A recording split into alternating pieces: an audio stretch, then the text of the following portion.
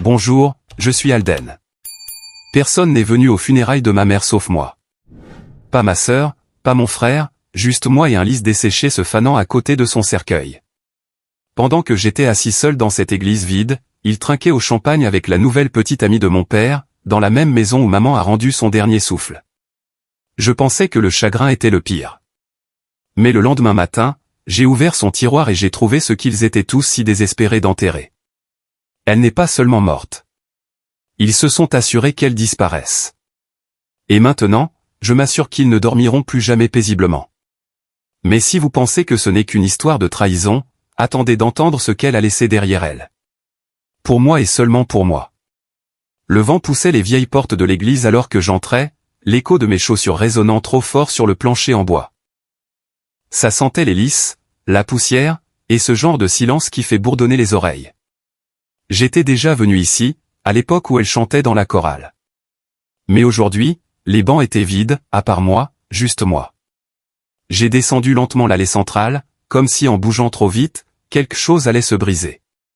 Son cercueil reposait seul à l'avant, un lys blanc posé dessus. Je l'ai ajusté, mes doigts effleurant ses pétales doux. Il commençait déjà à brunir sur les bords. Elle disait que les lys étaient pour les gens qui restaient silencieux mais ne se brisaient jamais. Je l'ai dit à voix haute à personne. J'ai regardé autour de moi une fois de plus, au cas où, mais personne d'autre n'est venu. Mes frères et sœurs partis célébrer quelque chose. Mon père probablement à mi-chemin d'une bouteille de vin avec cette femme. Et moi, j'étais le seul à me souvenir de ce que cette journée était censée signifier. Le pasteur s'est approché derrière moi en traînant les pieds, jeune, nerveux, comme si cela ne faisait pas partie de sa routine habituelle. Il s'est éclairci la gorge et a commencé à lire dans un petit livre noir, sa voix basse, comme si parler trop fort exposerait à quel point il était ridicule de prononcer un éloge funèbre dans une salle au siège vide. Il a fait une pause à la rangée marquée, réservée à la famille. Elle est restée vide. Je me suis penché et j'ai dit, ils ne viendront pas, il a légèrement hoché la tête, mais n'a pas arrêté de lire. Dehors, le tonnerre a éclaté dans le ciel comme un coup de semonce. La pluie a commencé à tapoter contre les vitraux, transformant la lumière colorée à l'intérieur en quelque chose de gris et de délavé. Je me suis rassis et j'ai sorti mon téléphone. Je ne sais pas pourquoi je l'ai fait. Peut-être pour me rappeler que c'était encore la vie réelle. Céleste avait posté une story. Des flûtes de champagne, des rires, une terrasse d'hôtel. Sa légende disait « Nouveau départ ». Et d'un coup, mon chagrin s'est glacé. Aucun d'entre eux n'était venu. Pas pour la femme qui nous a élevés, qui a nettoyé nos dégâts, qui a lutté seule des nuits entières pendant que papa disparaissait pour des voyages d'affaires qui sentaient toujours le parfum et le bourbon bon marché. Et il postait ça, souriant, buvant, trinquant à de nouveaux départs. Je ne ressentais plus de tristesse. Juste cette chose serrée et aiguë dans ma poitrine. Pas tout à fait de la rage. Pas encore, mais quelque chose de proche. J'ai rangé le téléphone et je me suis levé.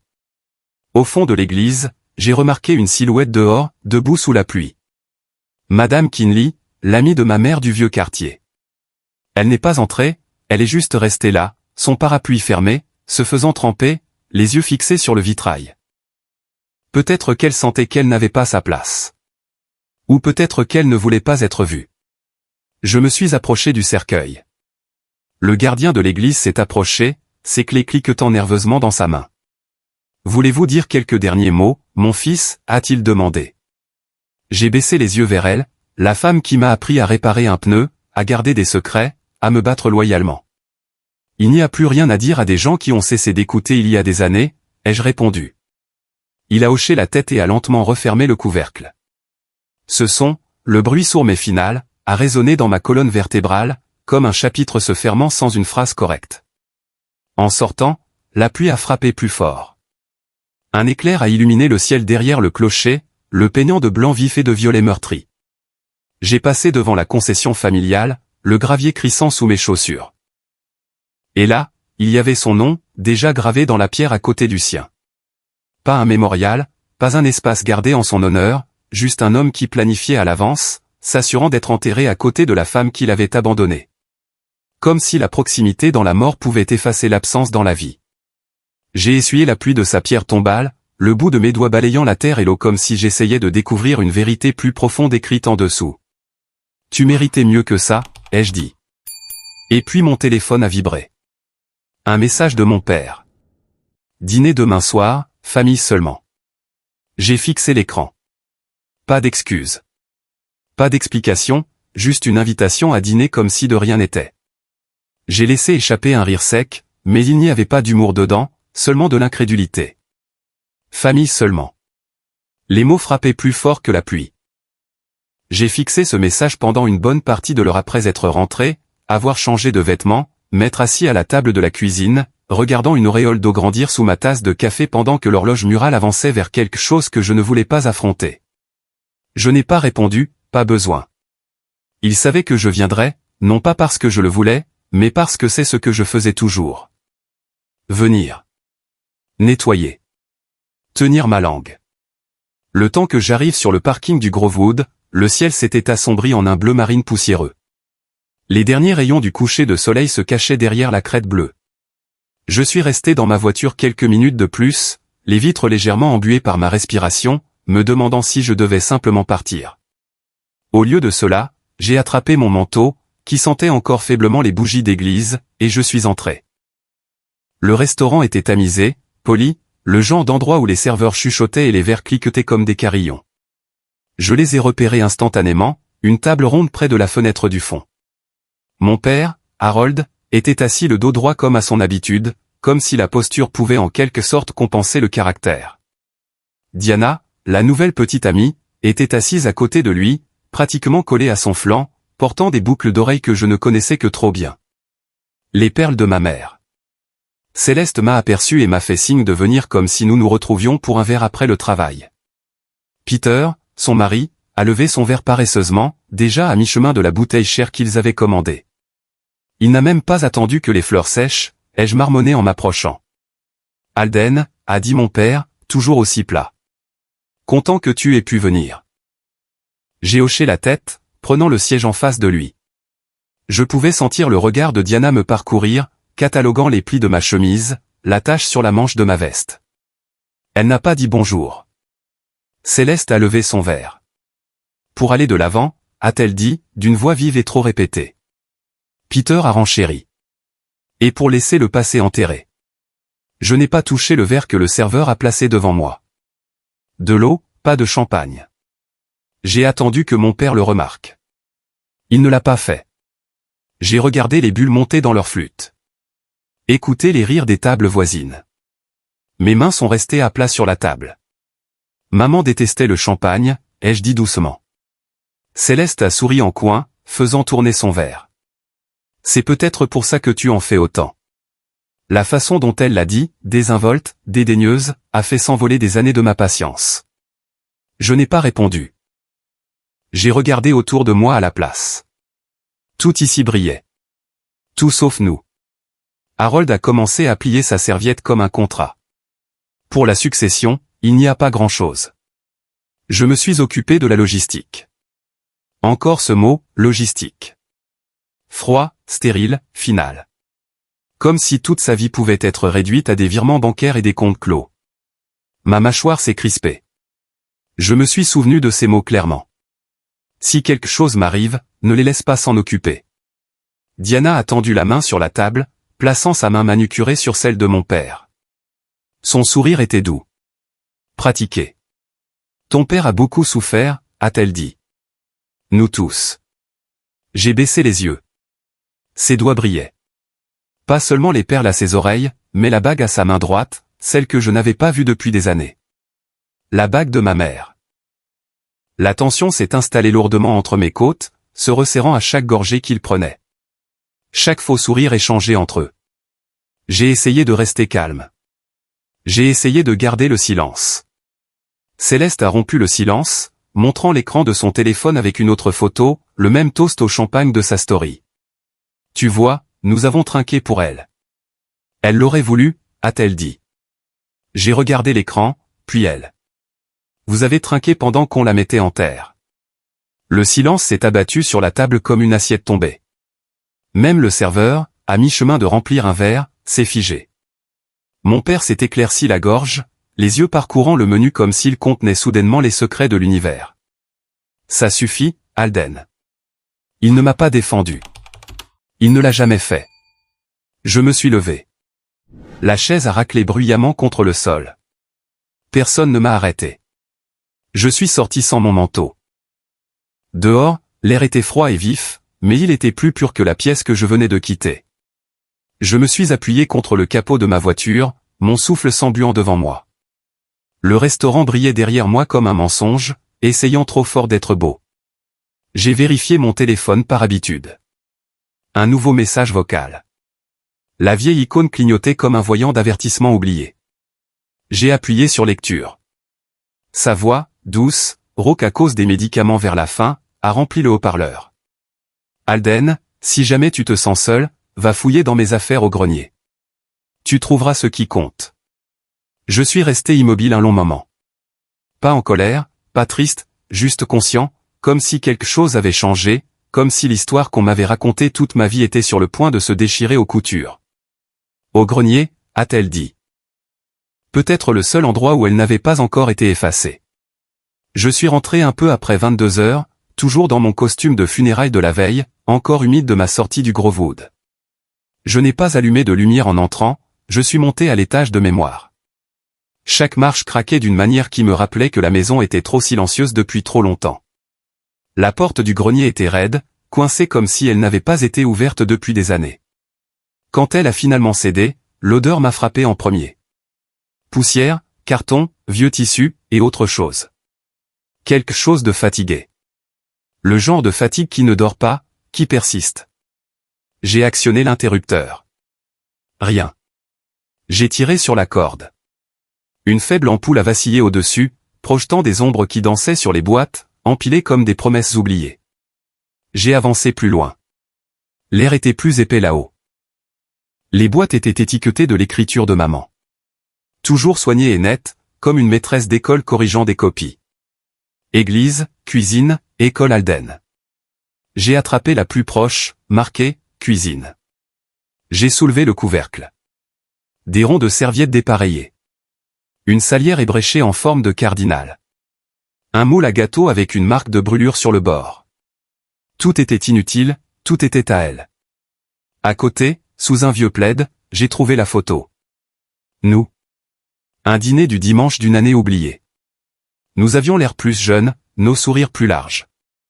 Mon père surpris en plein rire, la main de maman reposant doucement sur mon épaule. Les bras de Céleste croisés, Peter regardant quelque part hors champ. Et puis je l'ai vu, le siège vide à côté de maman. Même à l'époque, elle laissait de la place pour quelqu'un qui n'est jamais venu. Je me suis assis là, par terre, le dos appuyé contre une pile d'albums photos. Ce siège, il n'avait pas été seulement vide sur la photo. Il avait été vide ce soir-là aussi. Céleste et Peter avaient manqué. Ils prétendaient être trop occupés. Maman avait quand même mis la table. 5 places, toujours 5. Un jour, ils se souviendront de qui a cuisiné pour eux, avait-elle dit en pliant les serviettes en petits triangles. Ce soir-là, je l'avais vu glisser quelque chose de petit de la poche de son pull. Des analgésiques. Elle pensait que je ne l'avais pas remarqué. Elle a souri malgré tout, a versé de l'eau au lieu du vin, a servi le silence avec le pain de viande, et nous l'avons laissé faire.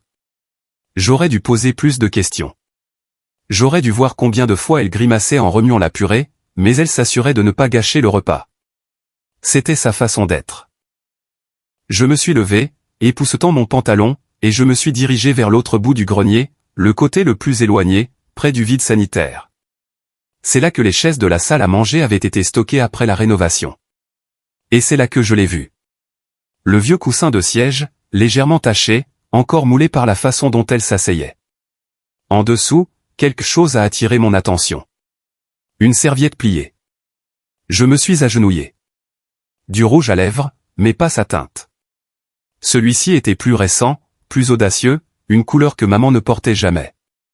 Elle disait toujours que le rouge vif était trop criard pour le dimanche. Cela signifiait que quelqu'un s'était assis sur son siège. Il n'avait même pas lavé son siège avant de la remplacer. Mon estomac s'est retourné. Je me suis relevé, cette fois avec plus de détermination. Je me suis déplacé rapidement, attrapant des boîtes, soulevant des couvercles. Je ne savais pas ce que je cherchais, juste que je le saurais quand je le trouverais. Et puis je me suis arrêté. Je me suis souvenu de quelque chose des funérailles. Le bulletin. Je l'avais regardé brièvement, juste assez pour remarquer avec quelle netteté leur nom avait été imprimé. Céleste Voss, Peter Voss, Harold Voss. Mon nom n'y figurait pas, même pas en note de bas de page, même pas comme membre de la famille, juste représentant de la famille. Je n'avais pas compris à l'époque.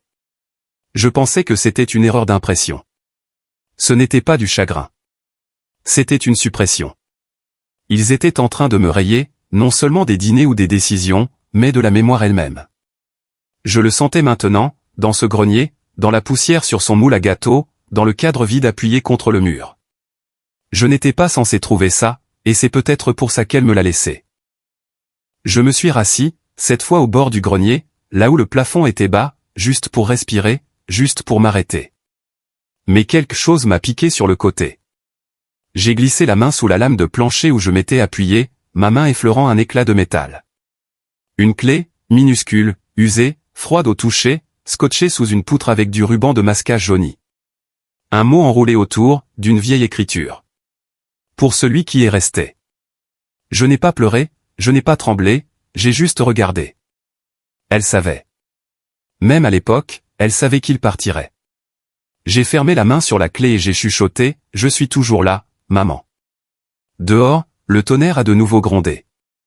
Le même schéma d'orage, le même timing. J'avais l'impression que tout revenait en boucle. Seulement cette fois, je n'étais pas seulement le fils qui se tenait devant la tombe. J'étais celui qui avait la clé. Le lendemain matin, je suis allé directement à la banque. Il était tôt, à peine 8 heures passées, mais le ciel portait déjà cette lourde immobilité grise qui précède habituellement un orage. Le même genre de ciel que le jour des funérailles. Je ne savais pas si c'était une coïncidence ou si l'univers aimait simplement assortir la météo à l'humeur.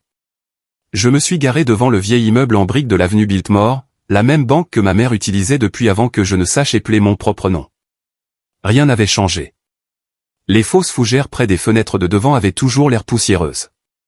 Le bourdonnement des portes automatiques bégayait encore en s'ouvrant. À l'intérieur, l'air sentait le polish et l'attente. Puis je l'ai vue. Madame Klein, même chignon gris serré, même cardigan doux, même gentillesse derrière ses yeux. Alden Voss, dit-elle doucement, sortant de derrière son comptoir. Je me demandais quand vous viendriez. Sa voix s'est brisée sur mon nom. Je ne l'avais pas vue depuis des années, mais elle a pris ma main comme si nous avions parlé la veille. Elle a laissé quelque chose pour vous, mon chéri, a-t-elle poursuivi.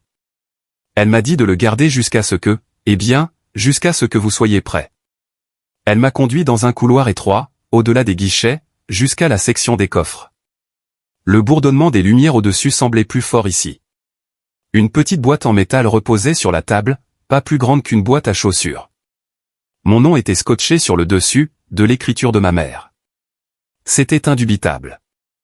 J'ai passé mon doigt sur l'étiquette avant de la déverrouiller avec la clé que j'avais trouvée sous la table de la salle à manger. À l'intérieur se trouvait une épaisse enveloppe, des papiers soigneusement pliés, une clé USB, et une phrase écrite à l'encre bleue sur le devant de l'enveloppe. Ne fais pas confiance à Harold. Ma poitrine s'est serrée. Je me suis assis lentement et j'ai ouvert l'enveloppe. À l'intérieur, des titres de propriété, des dossiers hospitaliers, une police d'assurance et une lettre. Je l'ai dépliée, en faisant attention aux plis comme si elle pouvait tomber en morceaux si je me précipitais. Alden, ils m'ont dit que le cancer était parti. Ce n'était pas le cas. Et ils le savaient. Ton père a signé le règlement de l'assurance en mon nom. Il a dit que ça aiderait à gérer les factures. Je ne l'ai découvert que lorsque les traitements ont été annulés sans avertissement. Il a dit au médecin d'arrêter. De laisser la maladie suivre son cours. Il ne voulait pas payer pour de l'espoir. J'ai cligné des yeux, forçant la page à rester immobile. Elle avait tout su, et elle l'avait écrit sans colère, sans drame, juste des faits. Comme si elle l'avait accepté, comme si c'était déjà fait. J'ai relu la dernière ligne 3 fois. Ils me réécriront. Je sais qu'ils le feront. Mais tu as toujours été celui qui me voyait, même quand je m'effaçais. Il n'y avait pas de date, mais je savais que cela n'avait pas été écrit longtemps avant sa mort, peut-être des semaines. Je me suis tourné vers les documents en dessous. Les titres de propriété portaient son seul nom. La maison, Une petite parcelle de terrain dans sa ville natale dont je n'avais jamais connu l'existence. Il y avait des reçus d'impôts et des copies notariées d'un testament. Celui-ci n'était pas la version que j'avais vue lire à haute voix après les funérailles. Celui qui laissait tout à la famille, où les décisions étaient unanimes. Celui-ci était signé un mois avant sa mort et il me nommait. Moi seul. J'ai fixé la signature, la date, le sceau du notaire. Tout était légal, propre, délibéré, et quelqu'un avait fait en sorte que personne ne le voie jamais. J'ai senti la rage monter lentement, comme une marée dans mes entrailles. J'ai sorti la clé USB et j'ai demandé à Madame Klein si elle avait un ordinateur portable que je pouvais emprunter. Elle m'a conduit à un petit bureau près du fond. Quand je l'ai branché, les fichiers se sont chargés rapidement. Il y avait des dizaines de mails scannés entre Harold et quelqu'un listé uniquement comme admin@abmemorial.org. J'en ai ouvert un. Conformément à votre demande, le traitement ultérieur de Madame Voss a été jugé non essentiel. Comme vous l'avez indiqué, nous ne procéderons pas à des cycles supplémentaires. Dr Pennington. Le suivant. Elle n'a pas besoin de savoir. C'est entre nous. Elle se battrait et ça ne changerait pas le résultat. Laissons la nature suivre son cours. Harold Voss. C'était comme de la glace se fissurant sous mes côtes.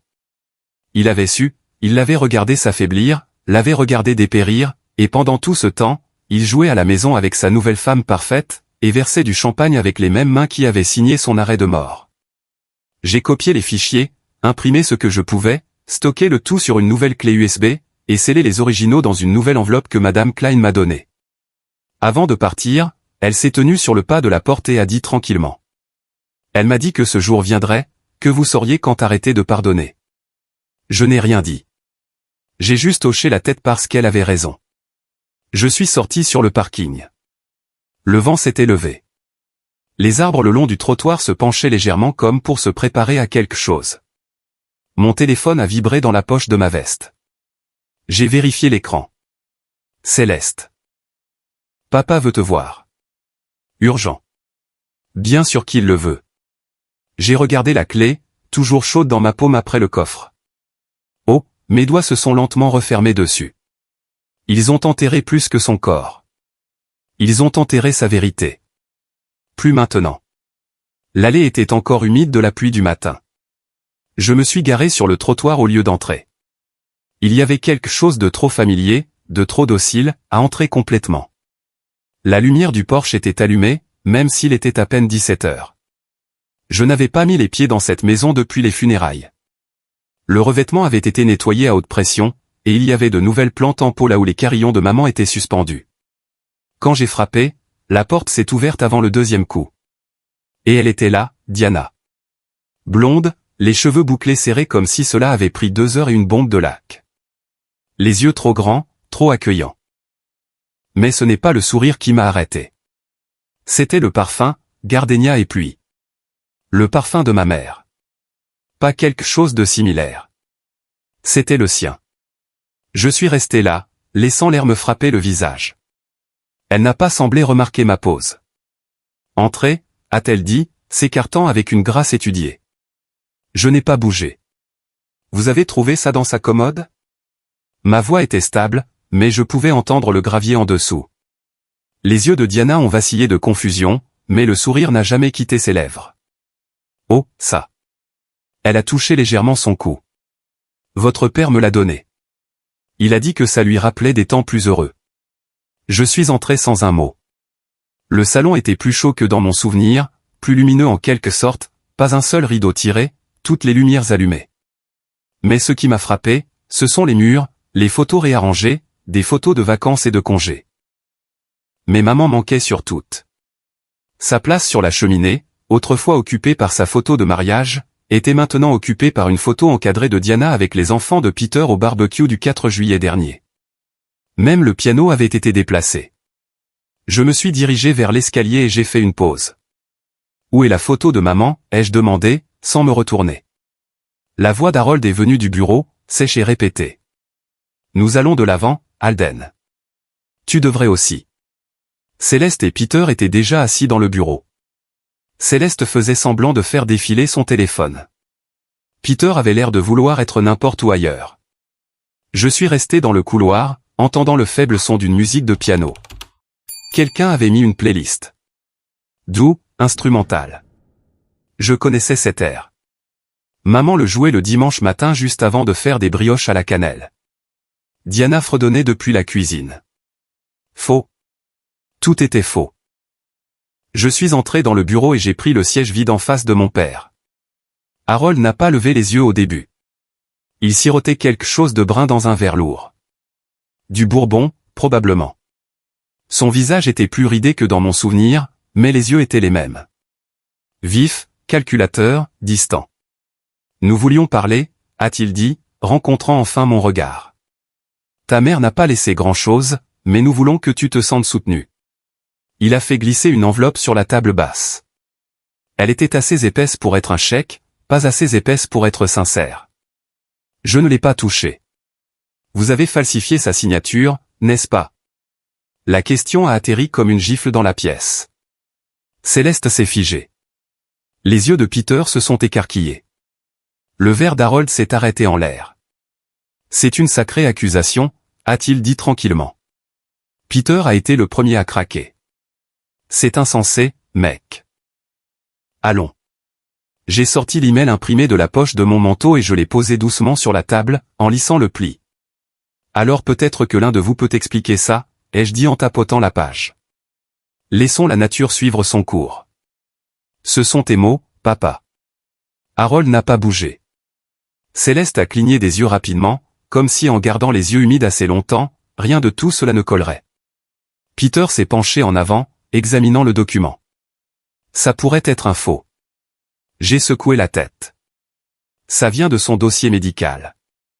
Les originaux sont sur une clé USB. Vous voulez l'audio aussi? Diana est entrée dans l'embrasure de la porte, s'essuyant les mains sur une serviette. Ce n'est peut-être pas le moment. Harold s'est levé rapidement, sa chaise a raclé contre le parquet. Tu ne comprends pas les sacrifices que j'ai faits, a-t-il aboyé. Tout ce que j'ai fait, c'était pour cette famille. Je n'ai pas bronché. Les familles n'ont pas besoin de martyrs, ai-je dit. Surtout ceux qui vendent leurs femmes mourantes pour avoir la paix de l'esprit. Il est devenu rouge, ses doigts tremblants autour du verre. Diana s'est approchée de lui, mais il l'a repoussée d'un geste. Tu veux être en colère, a-t-il grondé. Sois en colère contre toi-même. Tu es parti. Tu nous as tous tourné le dos. Tu as toujours été l'étranger. Tu n'as rien construit. Tu n'as rien gagné. Je me suis levé. Pas vite, pas fort. Mais quand je me suis levé, la pièce a changé. J'ai ramassé l'impression de l'email, l'ai remise dans la poche de mon manteau, puis j'ai rencontré ses yeux. Alors vous serez jugé par la vérité à la place. L'air extérieur semblait plus froid qu'à mon arrivée. La brise avait tourné, humide, vive. L'automne commençait enfin à mordre. J'ai descendu lentement les marches du porche. Derrière moi, la maison est restée silencieuse. Je n'ai pas pris la peine de fermer complètement la porte. En atteignant le trottoir, une rafale de vent a emporté le parfum de gardénia derrière moi. Léger, mais indéniable. Je me suis arrêté et me suis retourné une fois. À travers la fenêtre de devant, j'ai vu Harold faire les 100 pas, le téléphone à l'oreille, appelant probablement l'avocat de la famille. Ou Peter, ou les deux. Bien, ai-je chuchoté. Laisse-le faire. J'ai sorti mon téléphone et j'ai composé un numéro. Ça a sonné une fois. Madame Klein, c'est Alden. Pouvez-vous notarier quelque chose pour moi demain? Elle n'a pas demandé quoi. Je pense qu'il est temps, ai-je ajouté. Que les gens voient ce qu'elle a vraiment laissé derrière elle. Je n'ai pas allumé les lumières en rentrant. La lueur du lampadaire extérieur se déversait sur mon salon comme un fantôme paresseux, attrapant le bord de la table basse où sa lettre reposait, froissée, dépliée et couverte de notes. Mes notes, ces mots. La fenêtre a légèrement vibré dans le vent. Une tempête arrivait des Blue Ridge, basse et méchante.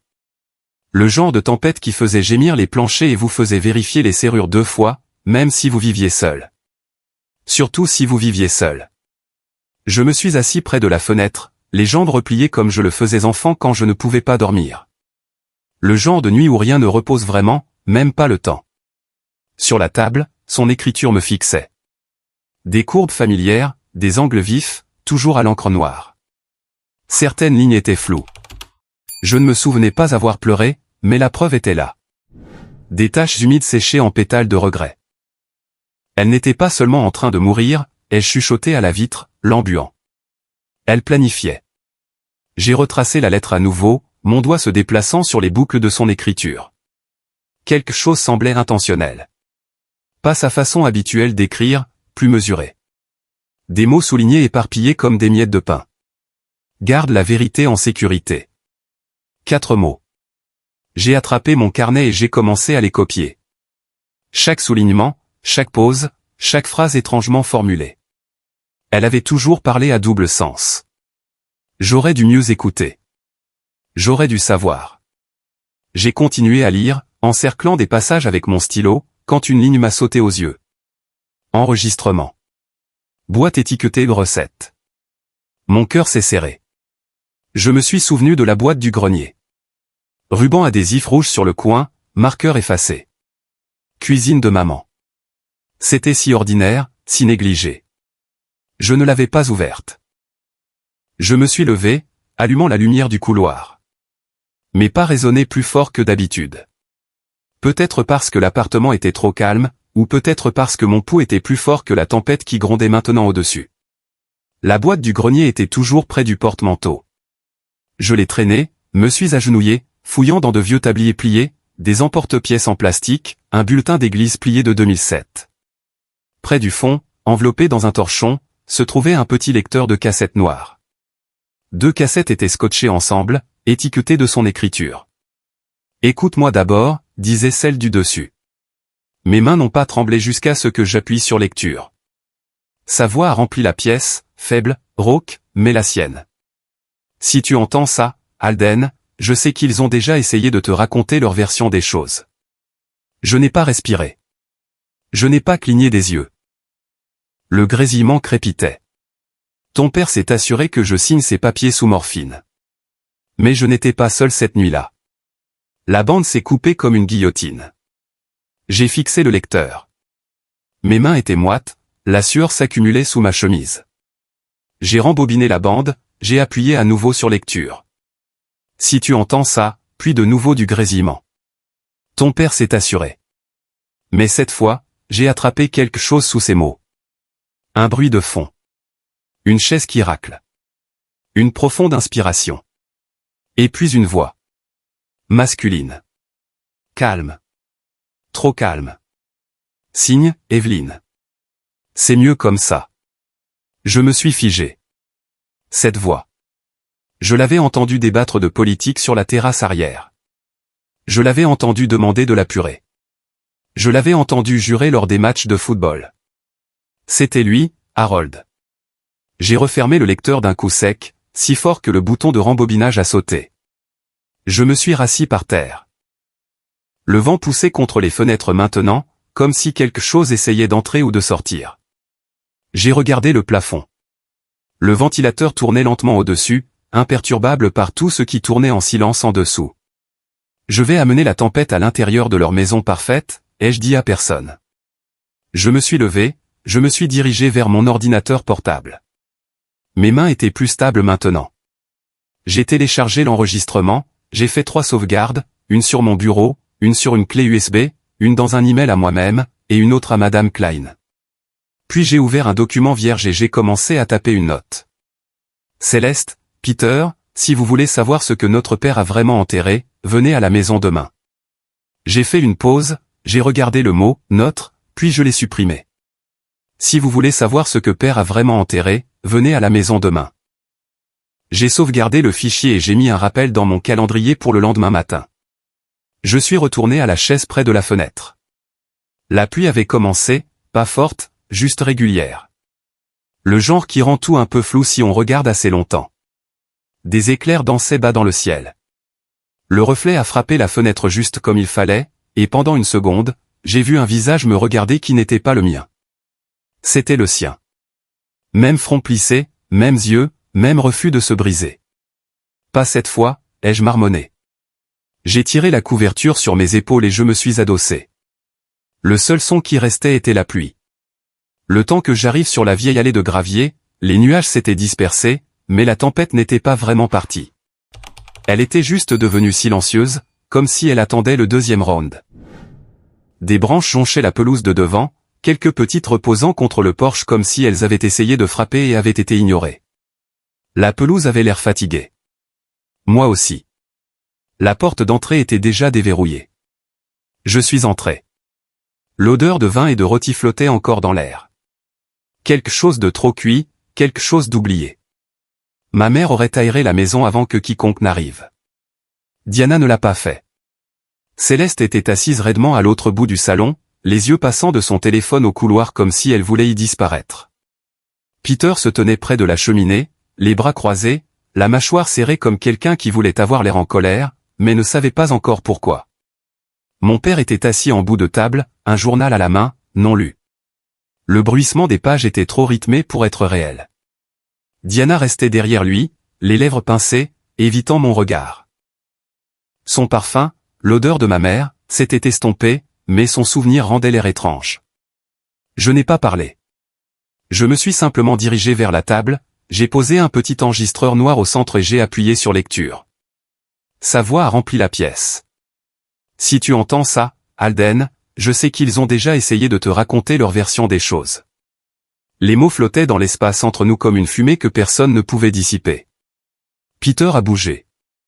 Les épaules de Céleste sont tombées d'1 centimètre. Le journal d'Harold a crépité. Puis ton père s'est assuré que je signe ces papiers sous morphine. Céleste a eu un léger hoquet. Peter avait l'air d'avoir reçu un coup de pied dans la poitrine. Le journal tremblait dans les mains d'Harold. Il a frappé la table. Éteins ça. Je ne l'ai pas fait. La bande a continué. Mais je n'étais pas seul cette nuit-là. Le silence a englouti la pièce. Diana s'est avancée, la voix vive et stridente. C'est un faux. Tu essaies de détruire ta propre famille. Je l'ai regardé, impassible. On ne peut pas contrefaire la voix d'une femme mourante. J'ai sorti un dossier de mon manteau, je l'ai fait glisser sur la table. Une copie du testament, son vrai testament, celui qu'ils avaient enterré. Vous avez tout changé. Sa succession, ses derniers mots, même sa mort. Les yeux de Céleste se sont remplis de larmes, mais elle n'a pas cligné des yeux. Papa, s'il te plaît, dis-moi que ce n'est pas vrai. Harold s'est levé lentement, de manière contrôlée. Son visage s'est durci, mais il se fissurait au coin. Tu penses tout savoir parce que tu as trouvé quelques bouts de papier. Sa voix était basse, venimeuse. Je me suis levé pour lui faire face. Je sais que tu l'as laissé mourir pour de l'argent. La pièce s'est figée. Le temps a retenu son souffle. Peter s'est avancé, la voix s'élevant. Arrête ça. C'est notre père. Je me suis tourné vers lui. Alors assieds-toi à côté de lui quand ça deviendra public. J'ai sorti une clé USB de mon sac et je l'ai posée sur la table. Pas de discours, pas de drame, juste une intention silencieuse et finale. Toutes les preuves, toute sa voix, tous vos mensonges. Les yeux d'Harold n'ont pas quitté les miens. Il ne s'est pas assis. Il n'a pas bougé.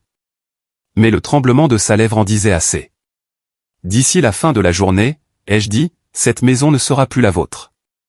Céleste a attrapé le dossier, les mains tremblantes. Peter n'a pas bougé. Harold a laissé échapper un souffle sec et amer.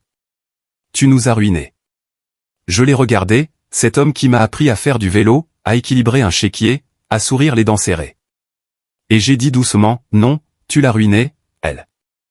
Je ne fais que terminer l'histoire. Je me suis retourné et je me suis dirigé vers la porte d'entrée. Derrière moi, l'enregistreur jouait encore. La voix de ma mère a résonné dans le couloir, s'insinuant dans le vieux bois, dans les souvenirs piégés entre les murs. Garde la vérité en sécurité. La porte a cliqué derrière moi alors que je sortais sur le porche. La pluie avait recommencé. Légère, régulière, pas en colère cette fois. Peut-être qu'elle avait quelque chose. Ou peut-être qu'elle faisait juste de la place pour ce qui allait suivre. Le soir venu, la vérité n'était plus à nous de la contenir. Cela a commencé tranquillement, un doux grondement de pneus sur le trottoir mouillé.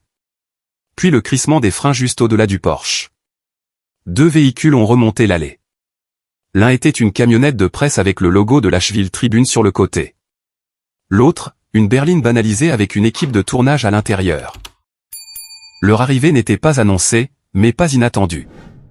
Je m'en étais assuré. Céleste se tenait juste derrière moi, serrant son téléphone comme s'il pouvait la protéger. Peter planait près de l'arche, un pied à moitié tourné vers la sortie. Aucun d'eux n'a dit un mot. Harold s'est avancé, sa voix basse et rigide. Nous ne parlons pas à la presse dans cette maison. Je l'ai regardé d'un air égal. C'est bien. Moi, je le ferai. Je suis sorti, refermant la contre-porte derrière moi, juste assez pour les empêcher d'entendre ce qu'ils n'étaient pas assez courageux pour dire à voix haute. L'équipe s'est installée rapidement, microphone clipsé, caméra en marche, questions déjà griffonnées sur un presse-papier. La journaliste, une femme d'une quarantaine d'années aux yeux vifs avec un ton qui suggérait qu'elle avait vu trop de secrets de famille éclater devant les caméras, a commencé avec précaution. Vous nous avez contacté au sujet d'une série de documents concernant la succession Voss. J'ai hoché la tête, l'interrompant doucement. Pas seulement des documents, la voix de ma mère, sa vérité. À l'intérieur, le silence est devenu pesant. Je pouvais sentir leurs yeux aux fenêtres. Nous sommes entrés dans le salon. Je lui ai tendu le dossier en manille, le testament, les emails, les dossiers médicaux, puis j'ai sorti l'enregistreur de la poche de mon manteau et je l'ai posé. Sa voix a de nouveau retenti. Ils m'ont dit que je serais en sécurité. Ils ont menti. Les microphones l'ont capté. L'objectif de la caméra n'a pas scié. Moi non plus. Harold s'est jeté vers la table, essayant de balayer l'enregistreur, mais la journaliste l'a arrêté d'une seule paume levée. C'est enregistré, a-t-elle dit, la voix ferme. Diana a tourné le dos, sa main couvrant la moitié inférieure de son visage. Céleste s'est effondrée dans un fauteuil comme si ses jambes avaient oublié comment se tenir debout.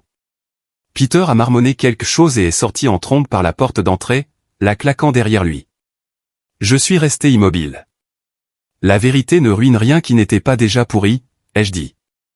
Calme, pas fier, juste fatigué. Harold est resté figé, la bouche ouverte, puis refermée. Puis il a craqué. Tu penses que quelqu'un te croira? Tu n'es rien sans moi. Je me suis approché, le laissant voir ce qu'il n'aurait jamais cru que je deviendrais. Exactement. Et maintenant, tout le monde voit ce que cela signifie. Le téléphone de la journaliste a vibré. Elle a baissé les yeux, puis les a levés vers moi. Une source anonyme vient d'envoyer tout à notre rédaction. Dossier complet, audio, copie du testament. Ça va devenir national. Le visage d'Harold s'est vidé de sa couleur. Sa voix, quand elle est revenue, était cassante. C'est de la diffamation. Elle l'a ignoré. Elle était déjà en train de remballer. Dehors, l'équipe a enroulé les câbles et a fermé sa camionnette. Le porche semblait plus froid maintenant, dépouillé de toute illusion. Alors que l'équipe descendait les marches, Harold a fait irruption par la porte moustiquaire, sa voix craquant de quelque chose entre le désespoir et la rage. Tu penses que ça fait de toi le héros? Tu as détruit ta famille. Je me suis retourné, mon expression illisible. Non, ai-je dit tranquillement. Tu l'as détruite quand tu as vendu sa souffrance pour du confort. Le dernier équipement a été emballé. La lumière de la caméra s'est éteinte. Un journaliste qui suivait a demandé, « Que voulez-vous dire à vos frères et sœurs, monsieur Voss ?» J'ai fait une pause. J'ai laissé la question s'installer.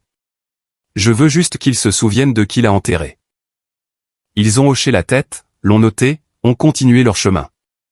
Je suis resté là un moment de plus, fixant le porche où elle avait l'habitude de s'asseoir les soirs d'été avec du thé glacé et des mots croisés, faisant semblant de ne pas écouter nos disputes à travers la porte moustiquaire.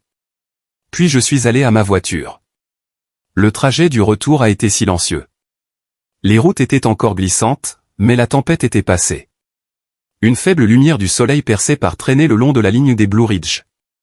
La radio grésillait avec les informations locales, le trafic, les scores de football, puis a diffusé un bulletin spécial. Dernière minute, une figure du monde des affaires locales, Harold Voss, fait l'objet d'une enquête pour fraude présumée à l'assurance et à la succession après de nouvelles révélations apparues aujourd'hui au sein de sa propre famille. J'ai baissé le volume. Pas éteint, juste assez pour faire de la place à sa voix dans ma tête. Elle aurait détesté les caméras, mais elle aurait voulu que la vérité soit plus forte que son propre inconfort. À un feu rouge, j'ai cherché dans la boîte à gants. Le lys blanc des funérailles était toujours là, séché, fragile, mais entier. Je l'ai posé doucement sur le siège à côté de moi. Elle est enfin entendue, ai-je chuchoté. Et je le pensais. Le monde connaissait la vérité, mais je ne savais toujours pas quoi faire du silence qu'elle avait laissé derrière elle. Une semaine a passé. Les gros titres se sont calmés. Les camions des chaînes de télévision ont cessé de tourner au ralenti dans l'allée, et les voisins ont cessé de prétendre qu'ils ne nous regardaient pas derrière leurs rideaux. Ce matin, je me suis réveillé avant le soleil. Pas de réveil, pas de vraie raison, juste une douce traction dans ma poitrine. Peut-être que la paix n'arrive pas d'un seul coup. Peut-être qu'elle vous tape simplement sur l'épaule, demandant à être laissé entrer. Alors je suis retourné à l'église, pas pour ses funérailles, pas pour tourner la page, pour moi. La porte d'entrée a grincé comme ce matin-là. Ce son qui m'était resté comme une phrase inachevée. La poussière dansait dans les faisceaux de lumière colorée qui traversaient les hautes fenêtres, comme si le temps s'était arrêté ici, attendant que quelque chose se règle enfin. Les bancs étaient toujours vides, et pourtant, cela ne semblait pas si solitaire cette fois. J'ai marché lentement vers l'avant, la semelle de mes chaussures frôlant doucement le vieux plancher en bois. J'ai sorti le lys séché de la poche de mon manteau, celui qui m'avait accompagné à travers chaque tempête, chaque confrontation. Je l'ai posé doucement sur la même estrade où son cercueil avait reposé. « Tu as enfin eu ton public, maman » ai-je chuchoté. Juste pas celui que tu attendais. Ma voix n'a pas résonné. Elle s'est installée dans l'immobilité comme si la pièce comprenait. Je me suis assis sur le même banc qu'avant. Celui dans lequel je m'étais effondré quand personne n'était venu. Quand le poids de tout s'était abattu. Maintenant, ce vide, il semblait différent. Pas une punition. Pas un silence qui crie en retour. Juste de l'immobilité. J'ai sorti la dernière cassette de mon sac. Celle que je n'avais pas osé écouter jusqu'à présent. J'ai appuyé sur lecture. Sa voix est venue doucement, comme un bourdonnement enveloppé de souvenirs. Si tu entends ça, Alden, tu as fait ce que je ne pouvais pas faire. Tu as dit la vérité, et maintenant tu dois apprendre à vivre avec. Il y a eu une pause, puis le plus faible des rires. Promets-moi que tu ne me porteras pas pour toujours. Laisse-moi partir, mon chéri. Je n'ai pas combattu les larmes cette fois. Je les ai laissées venir. Elles n'étaient pas en colère ou brisées, juste calmes, honnêtes. Je me suis adossé contre le banc, fermant les yeux, et j'ai laissé ces mots me tenir. Pas comme un poids, mais comme une couverture.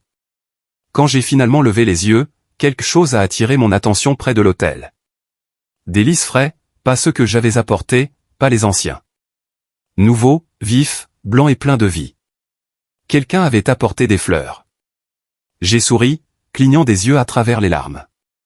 Quelqu'un a apporté des fleurs cette fois, ai-je chuchoté. Un bruit s'est fait entendre près de la porte latérale. Je me suis retourné pour voir le pasteur entrer discrètement, son expression douce, pas surpris de me trouver ici. Vous avez fait ce qu'elle voulait, n'est-ce pas, a-t-il demandé. J'ai hoché la tête. Oui, mais je ne savais pas que la justice pouvait faire si mal. Il s'est assis à côté de moi sur le banc, joignant ses mains sur ses genoux. C'est comme ça qu'on sait que c'était réel. Aucun de nous n'a parlé après ça. Il n'y avait plus grand-chose à dire, juste assez de silence pour faire de la place à tout ce qui comptait. Finalement, je me suis levé. Le soleil du matin s'était levé dehors, projetant une lumière dorée sur le plancher. L'air sentait plus propre que dans mon souvenir, pas de poussière ni de fleurs, mais de souffle, de vie. Je suis sorti de l'église, dans la journée. Le chant des oiseaux tissait l'air. Je n'avais pas réalisé depuis combien de temps je n'avais pas remarqué quelque chose de si simple, quelque chose qui n'était pas lié au deuil ou à la mémoire.